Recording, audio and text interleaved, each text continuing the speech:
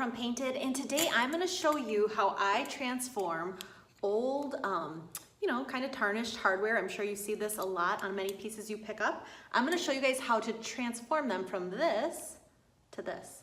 And it's so easy. And honestly, it's just two products that we're going to be using today. And the products are Fusion. They're both by Fusion line. Fusion mineral paint, their metallic brush steel is the first one we're going to use, along with Homestead House, which is actually the manufacturer of Fusion. They have a stain and finishing oil, and this one's in ebony. So we're going to be layering both of those products to achieve that finish. So let me give you guys a close-up and show you how I did it. Okay, so the first thing you're gonna do is you're gonna wanna clean your hardware. Hardware is actually one of the most important things to clean very well because it collects a lot of oils from our hands and it can get dirty very easily. I must emphasize that the first step you should do is clean your hardware well. I used Fusion's TSP. You mix it with water and I just sprayed and wiped it. Now this is a metal surface. It has a little bit of, I can feel that it's not super smooth and shiny anymore. So I'm not going to use Ultra Grip. If you have hardware that seems like it has absolutely, like a slippery surface and doesn't have much surface tooth, go ahead and put a layer of Ultra Grip down on your hardware. But in this situation, it's not necessary. So I'm gonna wear gloves today. The paint is water-based and it's completely safe to get on your hands. However, you'll see what I mean. I don't want my hands looking like the Tin Man, so I'm gonna wear gloves today. The brush I'm using is by Stahlmeister. It is their pointed sash. This is the number 18. I love this one just because it's really easy to get into all the little nooks and crannies of the hardware. And as you can tell, the one I use all the time, it definitely gets its use. So I'm just gonna real quick give my paint a little bit of a shake.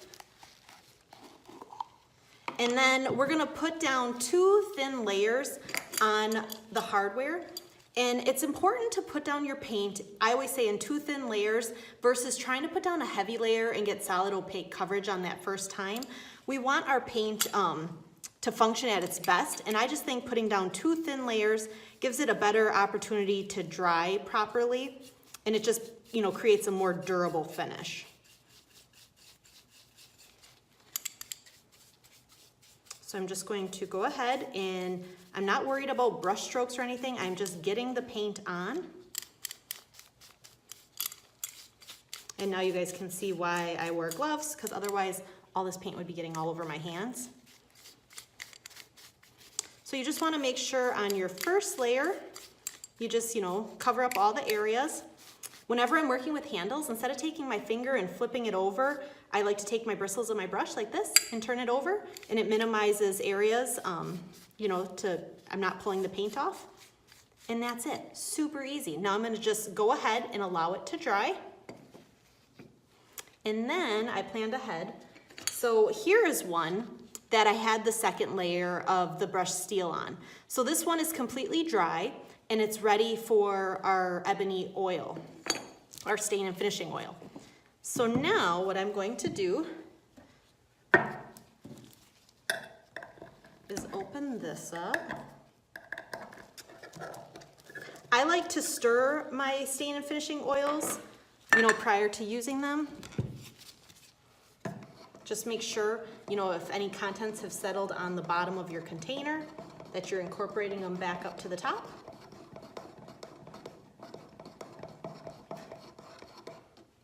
And I just need to go grab a brush real quick. Okay, I'm going to be using, this brush is also by Fusion. It's a little workshop brush. It's just their 1 inch. I like to use it for small projects such as this.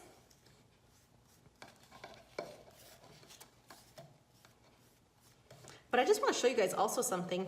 So this is my stir stick, which is just a normal paint stick, and I've used it multiple times. So if you, apply the stain, multiple layers of it, you can achieve like an opaque finish. Like you can see this stick looks pretty much black. But anyways, okay, so now for this process, what we're going to do is we're just gonna take our stain and finishing oil and completely cover up the hardware. There is no right or wrong way. You're just basically covering any area that was silver. You're putting the ebony over it. Now this part, I really emphasize wear gloves because the stain and finishing oil is oil-based, which makes it harder to remove off your skin. So wearing gloves just makes life easier. Again, I like to lift up my hardware with the bristles, get in all those little nooks and crannies. And then as soon as I have it completely covered up, I'm gonna go ahead and wipe it back right away. I'm just using blue lint-free shop towels. You can purchase these anywhere. I get mine, I think, at Home Depot. And then I'm just gonna wipe back. And you can wipe back as much as you want. I actually just kind of keep wiping until I get the look that I like. And for this set, I just basically wiped back a majority of the oil and I let it sit in all the recess areas. And what's really cool is this stain and finishing oil is incredibly durable. It doesn't require a top coat because it has the top coat built in, and it's strong enough that it can be used on flooring. So for something like hardware that gets a ton of use, this is a perfect option, because then you don't have to worry about it not being durable enough and over time, you know, rubbing away. It's not going to.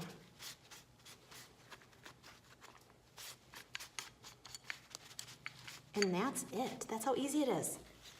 So let's show you guys. This is what it looks like again once done. Now I'm just gonna set it down and walk away and let it dry, and that's it. Super easy, super fast.